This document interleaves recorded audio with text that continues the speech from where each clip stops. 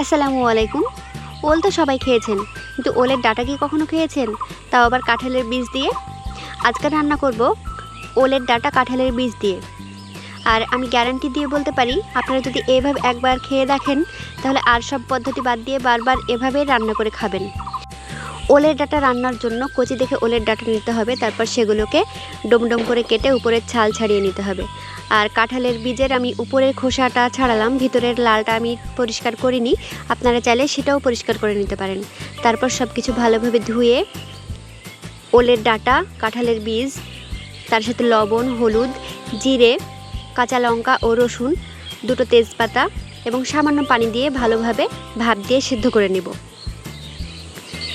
এটা ভালোভাবে সিদ্ধ হয়ে গেলে তারপর বাগার দেওয়ার জন্য কড়াইতে সরিষার তেল, কুচানো পেঁয়াজ এবং তার সাথে দুটো শুকনো লঙ্কা একটু ভাজা ভাজা হয়ে আসলে তাতে দিয়ে দেব গোটা জিরে ও গোটা কালো জিরে।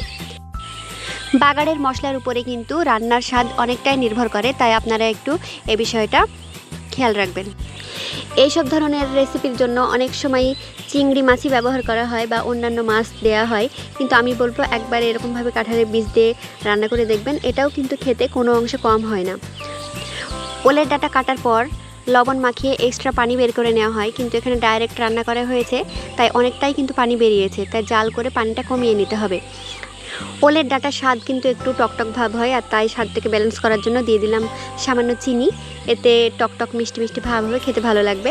আর নামানোর আগে দিয়ে দিলাম ভাজা জিরের গুঁড়ো। আর আজকের রান্নাটা আমার মা করেছেন, আর মায়েদের রান্না তো সবসময় অসাধারণ হয়। আমার মায়ের রান্না কেমন হয়েছে আপনারা জানাবেন। আর আপনারা কি আগেও এরকমভাবে রান্না করে খেয়েছেন? যদি খেয়ে থাকেন তাহলে অবশ্যই কমেন্টে জানাতে ভুলবেন না। ধন্যবাদ সবাইকে।